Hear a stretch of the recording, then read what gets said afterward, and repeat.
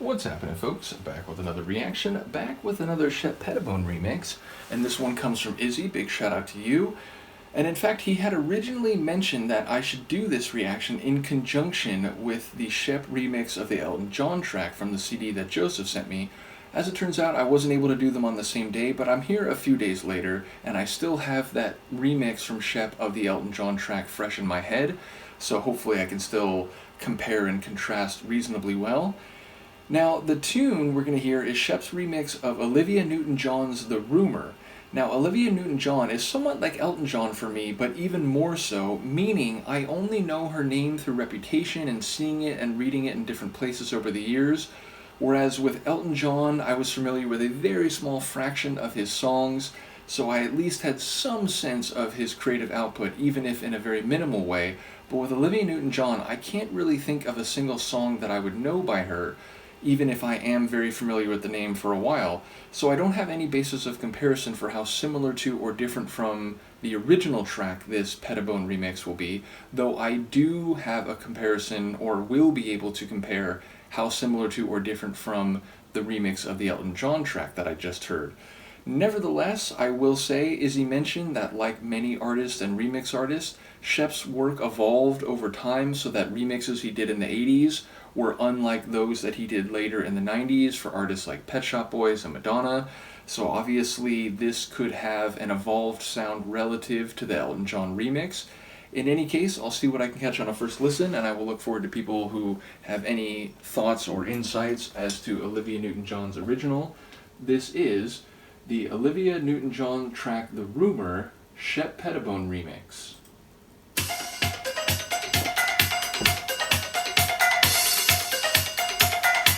A little bell rhythm.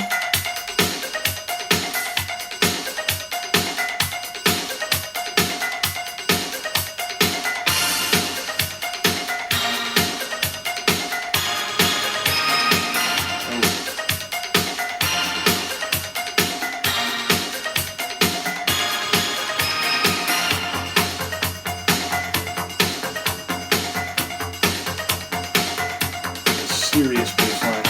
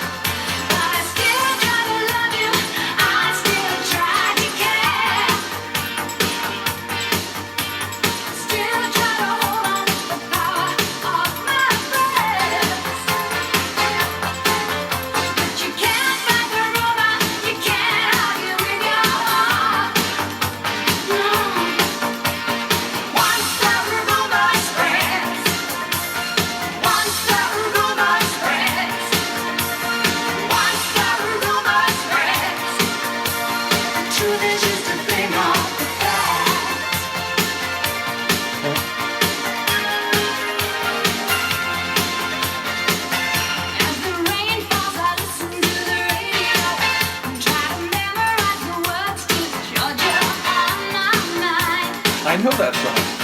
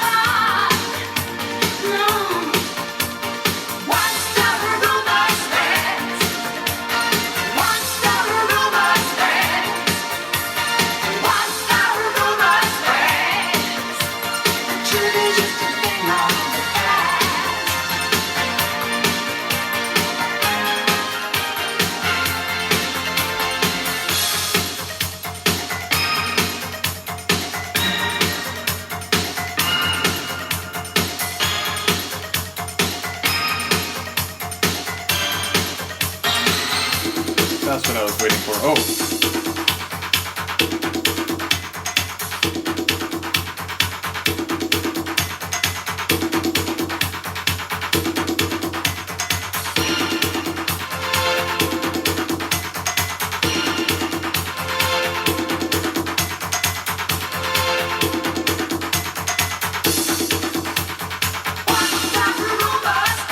So many different percussive rhythms all sync together.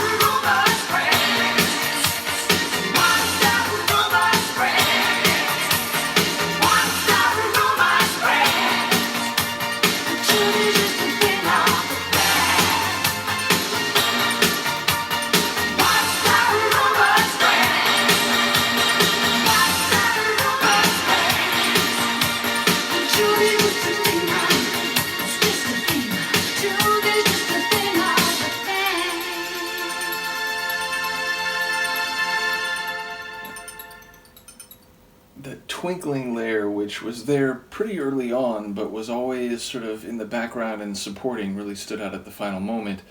But yeah, definitely a very complex track, and perhaps more so than the remix of the Elton John tune, though I think they both have that driving dance floor energy. I think maybe my favorite sonic element of this one was that bass line, which again had a bit of a serious drive to it. It was, not so much a funky bass line, but a real, like, energetic, sort of get your feet moving and sort of, feel the intensity type of bass line. And I like the way it would go into these moments where it was just kind of repeating the one bass hit, and then it would launch into the fuller run when it got back into the next proper section.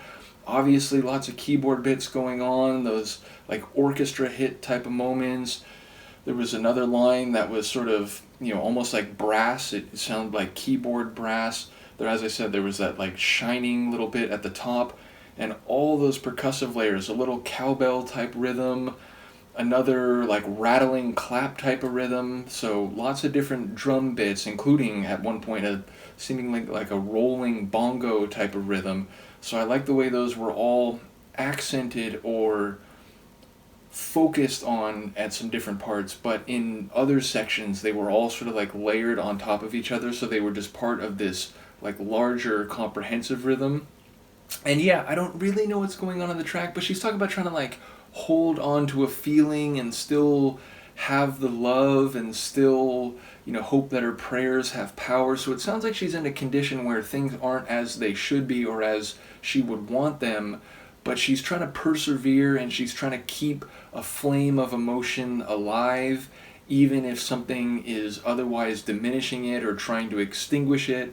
And then there's the whole bit about, like, once a rumor gets out there, once a rumor starts and begins to spread, well, then the truth doesn't really matter anymore. The truth is in the past, and even if the truth is the case, it's not what everybody thinks, and that becomes the reality by mere virtue of it being the most commonly held understanding of whatever situation it is. So I don't really know what's going on, and maybe the rumors about her, maybe the rumors about the person that she's with, or maybe the rumor is what she learned, and even if she knows better, it's hard to look past what people are saying and thinking. So again, I don't know how that all stitches together, and the degree to which all the lyrics and vocals from the original might be used or not is not clear to me here, but I'm sure people will comment. But I do like her vocals. There's a couple moments where she goes bigger and shoots up a little bit into the sky.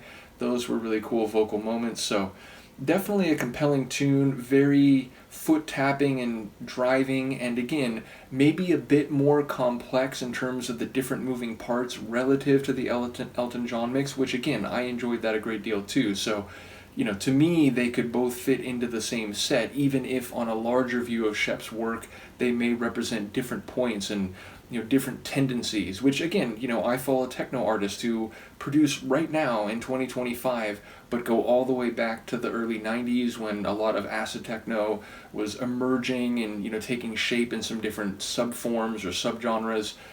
And their work has evolved over time. One of my favorite artists, The Geezer, I sort of put his work into like 3 different categories: what he was doing in the 90s, then in the early to mid 2000s, and then from maybe like 09, 2010 up into the present. And there's different characteristics that I can audibly identify in those different periods. So definitely that seems to be what Izzy was suggesting about Shep's work, even if I don't have the full like 360 view yet to clearly distinguish based on particular synth types or particular like rhythmic flourishes at transition moments and so on. So over time I will learn more, and indeed Izzy has made available a number of Shep remixes, including Depeche Mode and some others of artists that I've already been going through, so I'm very much looking forward to that. So we'll keep going with Shep. Once again, big shout out to Izzy, big shout out to Joseph for sending that CD of 12-inch mixes, which we've only just started to crack. I think I've done like 3 of maybe like 10 or 11 tunes, so more of that to go. But yes, enjoying the journey, and thank you to all folks who send me music. Let me know what you think of this one, and I will see you next time. Peace.